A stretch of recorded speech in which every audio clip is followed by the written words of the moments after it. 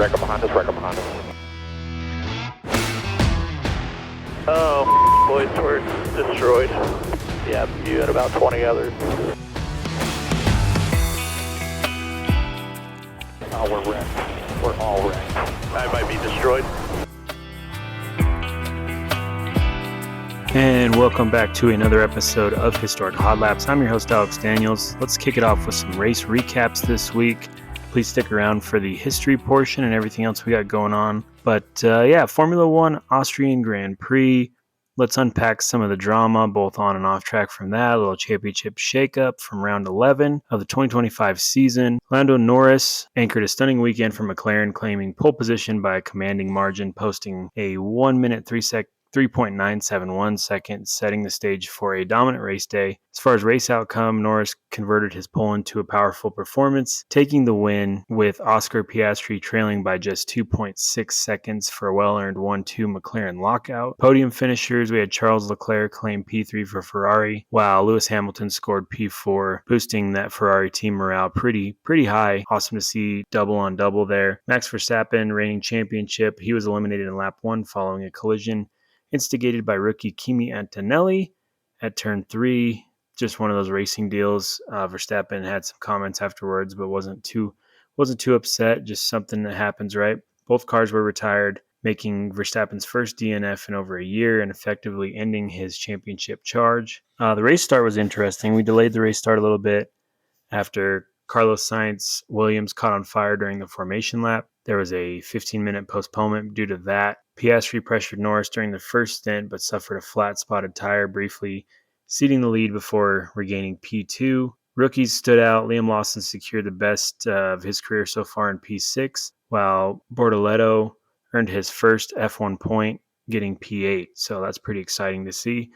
Piastri also claimed fastest lap with a 1 minute 7 second on lap 59, setting a new Red Bull Ring record. With track temps peaking above 50 degrees Celsius, Red Bull Ring provided to be a test of tire management on this one. Piastri extended his lead to 216 points with Norris close behind on 201. Verstappen with that DNF falls back to 155. Effectively out of contention this year. For the constructors shakeup, McLaren leads the standings at 417 points, while Ferrari takes Mercedes over in P2. Red Bull drops to 4th, which is the worst result it's had since 2021. Norris's weekend was pretty much a masterclass. He had pole, he had the pace, kept composed under the pressure of it. Piastri's consistency kept him atop the standings as well. For Red Bull, Austria was a disaster. Both cars scored 0 points, and Verstappen's title hopes lie there on the track and tattered and torn. McLaren's momentum is pretty much undeniable at this point, so we'll see what happens as the rest of the series goes on. From there, we're jumping over to the NASCAR weekend. Kind of had a bit of a shakeup on this one. A truck series for the very first time in the Connecticut's own Lime Rock Park road course. First ever National Series race at the legendary course. Corey Heim announced his intent early, clinching the pole at 100 miles an hour and dominating from the drop of the green. He swept both stages, leading 99 of 100 laps on a tight technical 1.478 mile layout that is Lime Rock Park. Heim led wire to wire, except for one little blink where he lost the 100% laps when it was, lap 96, Lane Riggs briefly seized the lead. It was a weird restart and where they ended up, and it was kind of interesting. Really, Heim probably should have just been the leader for all 100 laps, but Riggs ended up at least getting one of them. Corey Heim took the checkered flag by 1.3 seconds, marking his 5th win of the season and 16th of his career, tying him for 10th all-time in Truck Series wins. He's also the first driver to win 3 consecutive truck road course events where he won Mid-Ohio, COTA, and now Lime Rock. Following up, Ty Majeski came in 2nd, capitalizing on a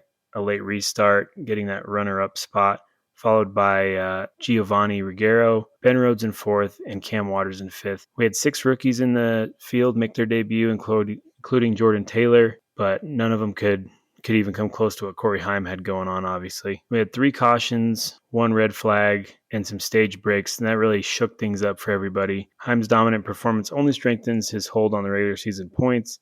4 races left before the playoffs and multiple road courses coming up. Pretty much he's the driver to beat at this point. Nobody can deny it. So that moves us over to Atlanta, Echo Park Speedway or Atlanta Motor Speedway, whatever generation you're part of, but now it's the Echo Park Speedway. Let's talk about Xfinity. Sheldon Creed grabbed the pole with 32-second lap, earning a top starting spot, but true surprises were ahead as the field lined up behind him. A red flag for lightning, which delayed the race. Long red flag delay. Shifted the whole rhythm of the day. Most laps led by Joe Gibbs, veteran Eric Amarola. He's always good at these drafting tracks and these plate races. Paced the field early, dominated the charts, 48 laps in the front. Rookie Nick Sanchez spun through the front stretch grass around lap 68, yet recovered, stayed in contention, boiled down to strategy and nerves. After the final restart with just 7 laps to go, Nick Sanchez rocketed to the lead, narrowly holding off Carson Kvapil with a photo finish win. He pulled low through turn 1, rode the white line, took over, held his position for his very first Xfinity victory and earning him spot in the playoffs. That's awesome for Nick Sanchez and Big Machine Racing. 25th Series start, but he got his first win. Of course, you're going to see somebody from JR Motorsports up front as well. Carson Kvapil got second. Strong showing from that rookie.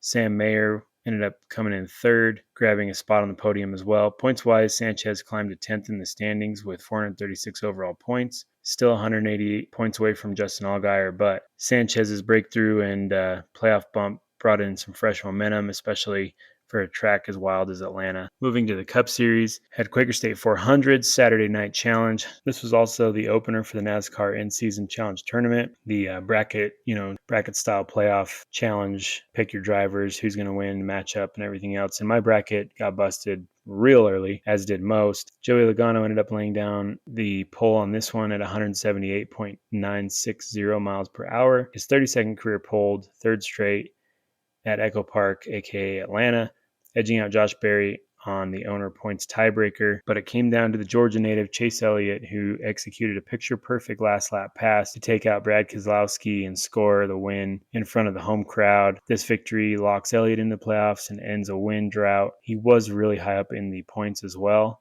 but now he's definitely secure in the playoffs. Unbelievable, you guys. How about that? Are you kidding me?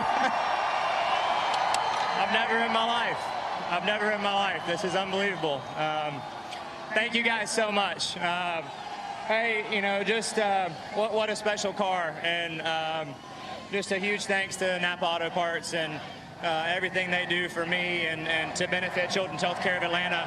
Raylan Mills designed a fast Napa Chevrolet tonight, so it was a lot of fun. This right here is something I'll never forget. Thank you guys so much. Serious momentum over there at Hendrick Motorsports for that. Ty Dillon, the number 10 over there at Colleague, they actually delivered a career highlight, charging from P14 to finish P8, which is their best result to date in that car. Austin Dillon recovered from a 2-lap deficit to end up P20. Half the field was wrecked, so it's hard to say, if he could have done that without that. But with Elliott now locked in, Elliott's teammate William Byron is also contending. The in-season challenge field is completely screwed up. And yeah, there's a lot going on. So stay tuned in. We'll break down the results, what it means for the contenders and the bubble drivers on a future episode as we get a little closer to the playoffs. But I had Hamlin to win it in the bracket, and that's out. So my bracket challenge is over. So hopefully someone out there still got one. This moves us over to the World of Outlaws, Cedar Lake Speedway Friday night. David Gravel continued his dominant run, securing his 10th win of the 2025 season in a commanding fashion. He led nearly every lap, showcasing how smooth control and heavy lap traffic that he's the man to beat this year, right? Top 5 drivers for this one. Gravel, obviously, dominated. You had Macedo, Kofoid, Schuart, and Hoddenchild. That rounded out your top 5. Swapping lines, managed traffic brilliantly, added serious points to the game as well. Macedo ended up breaking through. It really comes down to his Gravel's win just solidifies his commanding lead in the standings. Following up the next night with Macedo's victory, that put a little bit of shakeup into the points as well. But yeah, 4 events to go before the championship showdown. It's going to be interesting to see what happens with all that. I could feel right before we lined up to the pace truck, I was rolling around there and it felt super grippy down there. And as we lined up to the pace truck, I actually ran that exact line and come off a 2 with a massive launch. And I thought, wow, if I could get a a good start here and at least be within striking distance. And he messes up even the slightest bit up top. I think I could squeeze by him down here, and just tried to play it through my head before it happened. And then the minute it did, it just kind of worked exactly, how I hoped it would. I short slid him into 3 and then got back to where the momentum was at. I don't think you could have made that work lap after lap just because your tires get really hot here and you can't stick it down there that many laps in a row. But that first lap, it definitely works. And yeah, I was really, really nervous about that restart. I was thinking, man, I know David could do the same thing and I just did to me that I just did to Gio, and he just saw it. I just tried to catch him a little bit by surprise, took off really early. As I left turn 4, I seen the big screen. He exited on the cushion, and it took him a really long time to get around there, and I had a big gap, and I knew I was going to be pretty safe as long as I just ripped the curb. So once I got back to the momentum, I just squeezed back into it, ran as hard as I could, kept getting my wing back to keep me into the racetrack, and yeah, felt really solid. We got to the lap, traffic got dirty, but felt good. Jumping over to USAC, we had Silver Crown at Winchester, the high-banked half-mile Winchester Speedway. The Rich Vogler Classic under the LED lights marked Cody Swanson's 4th consecutive Winchester victory in the division. So let's talk about a little bit of the details. He laid down the fastest lap in qualifying, claiming the Busch Pole Award once again.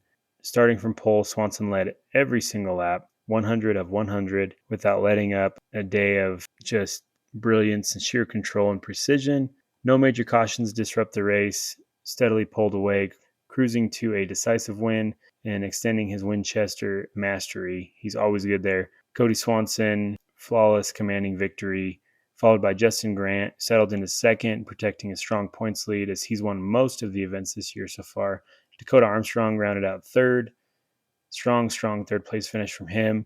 Also noteworthy that Bobby Santos and Ryan Newman made impressive runs through the field at 4th and 5th there. So the win gave Swanson 4 straight Silver Crown wins at Winchester, tying a streak not seen in a quarter of a century by any USAC division, putting him in the rare company of legends like Steve Chasey and David Steele. His perfect night included setting the fastest time, leading every lap, winning the feature, all-around masterpiece under the lights. I mean, just amazing on that 37-degree bank track. Swanson's result reinforces his dominance of pavement, keeping him in hot contention, but Justin Grant's 2nd place finish maintains his championship points lead. I mean, it's going to be hard to beat. The battle for the title still remains. I mean, just hoping I could outlast him. I sure didn't. I didn't want to have to, have him on my tail like that the whole time. And I'm out of breath because I feel like I was working hard that one every lap, especially the last 2 as well. And CJ obviously kept pressure on the whole time. I hated to see him have his misfortune, and Justin and the whole field here is really good, and it'll make you pay if you mess up. And so I'm thankful that I didn't spin it out on that last restart, and thankful that we had such a good car, right? Everybody kept trying all day, even into qualifying. We're making changes and trying to make this number 77 better. So huge thanks to Doran Binks Racing, to Kevin, to Ken, to my buddy Dan, to everybody that makes it possible, and Mission Foods, and Wilkie Orthodontics, and Glen Farms, and Rosen Machine and Tool, and we got an army of product people to help us too. These TJ Ford's wheels are great, and everybody from All-Star Performance and Duncan Fuel and Oil, and the list goes on, right? I'm really blessed to have had so many great people in my life and a part of this team. Wife Jordan does a great job at the spotter stand, and she makes these tough races all the more possible, right? And so really appreciate everything that everybody does part of this, and the chance to do it. With that, let's jump over to some news. Just a couple things to talk about this week. IndyCar, let's talk about Kyle Larson over at IndyCar. As expected, Kyle Larson confirmed he won't be returning to do the double. Let's just listen to his comments about it all. I don't know. I mean, I've kind of made it, I feel like I've made it known that I wouldn't do the double again. I get asked about it all the time. So no, I mean, it's just logistically too tough. I have FOMO from running the Indy 500, but, hopefully someday I can run that again, but I don't have any desire to do the double again. It didn't go well the last 2 years, and crashing aside, this year, like we weren't gonna be able to get it both ends. So it's just too tight. I think it's easy for people to speculate that, but I was leading the race and I got loose, so.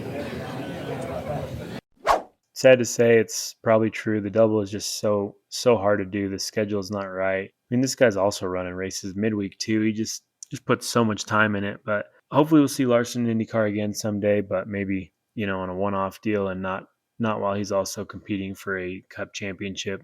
It has also been confirmed for at least 2026, IndyCar will not return to the Thermal Club. Private California track needs to nail down a title sponsor before IndyCar returns, and honestly, I'm not too upset about it. I get the need for it at the time, but it's kind of a gimmicky track. Yes, the racing was good this year compared to others, but there's still a quote-unquote possibility for this to return to the schedule in 2027, but I feel like racing at Thermal Club has run its course, and now if we're talking maybe Mexico City coming into play as well, there's not going to be any room for that race on the schedule. Moving over to NASCAR news, Spire co-founder TJ Pashire will acquire Rick Ware Racing this season, keeping Rick Ware as a partner, Cody Ware in the number 51 Ford, and all the RWR staff, with long-term plan to extend to a 3-car program. All this while legal battle looms over the RWR and Legacy Motor Club group. I think this will get resolved pretty quick with TJ at the helm. Walked away from Spire a little while back and wants to keep going in NASCAR. So pretty awesome. I'm pretty excited to see what this does for everybody. And with Tommy Baldwin over there as competition director, I mean, you could really see something good happen out of this. More NASCAR news while we're at it. Trackhouse has confirmed that Daniel Suarez will not be returning to the number 99 car next year. I mean, we all knew that he was on borrowed time in that ride, but is now confirmed, hopefully, because we know Suarez is a talent. Hopefully he will end up in a good, solid Xfinity ride and continue his NASCAR journey. So best of luck to him on that, and really hope it works out for him.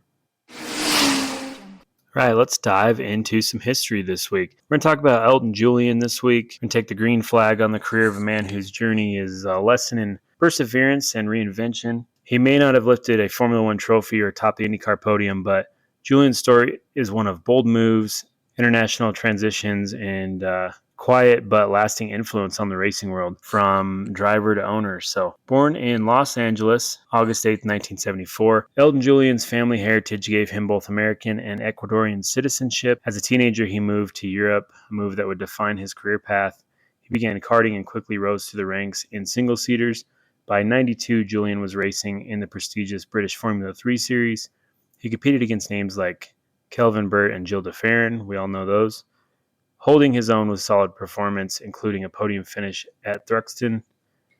In 93 and 94, he progressed to International Formula 3000, what was then the closest stepping stone to Formula One. Driving for teams like Edenbridge Racing and Draco, he made 17 starts over 2 seasons, earning 2 top 10 finishes. His best result came at Silverstone in 1994, where he crossed the line in 6th, scoring a championship point in one of the most competitive fields of the decade. At just 19 years old, Julian tested with Larousse at Estoril in late 1994, becoming the youngest American to ever drive a Formula One car at that time. But sponsorship shortfalls in the mid-90s, F1 financial turmoil kept that dream out of reach. In the early 2000s, Julian began to focus on sports car racing. He entered the America Le Mans Series and made multiple attempts at the 24 Hours of Le Mans. He drove a wide range of machinery from a Benio's LMP01 to a Pilbeam MP91. He made an appearance in 24 Hours of Le Mans in 2000, 2001, and 2002. Best Le Mans result was 14th overall in 2002 with the Rock Auto team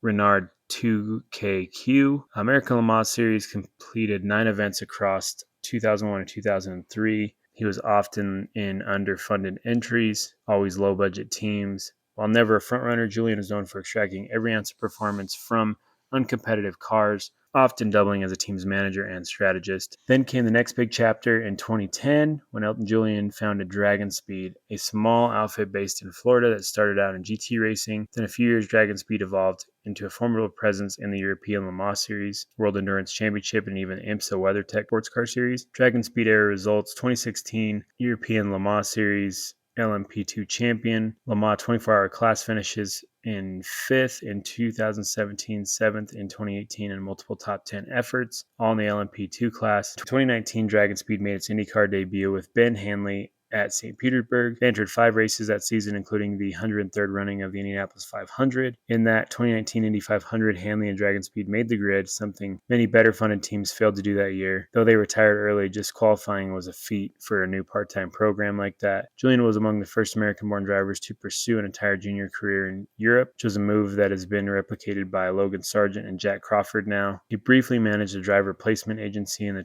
2000s, helping young racers find seats in Europe. Elton Julian's middle name is James, and he's often credited in early F3 and F3 entries as Elton J. Julian, a detail that sometimes confuses motorsports record keepers and statisticians, but the same guy on both of those. So Julian is fluent in English, Spanish, and French. Little fun fact, 3 languages on him, which is a vital asset during his time running a pan-European race team.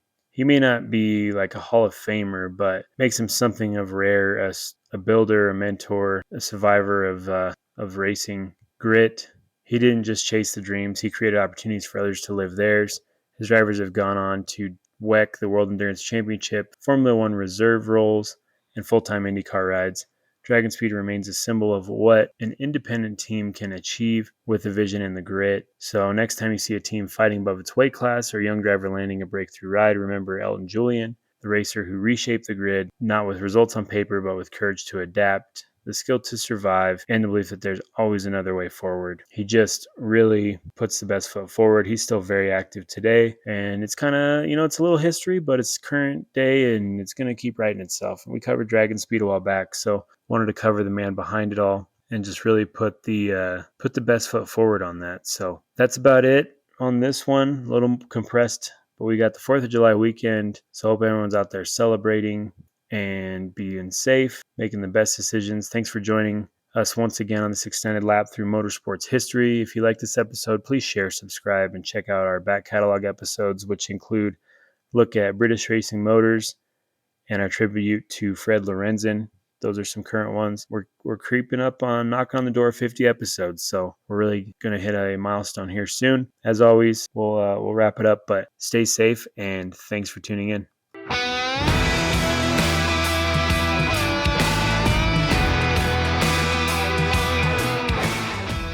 Thank you for sharing your time with us. If you enjoyed today's episode, make sure to subscribe and leave us a review wherever you listen to your podcasts.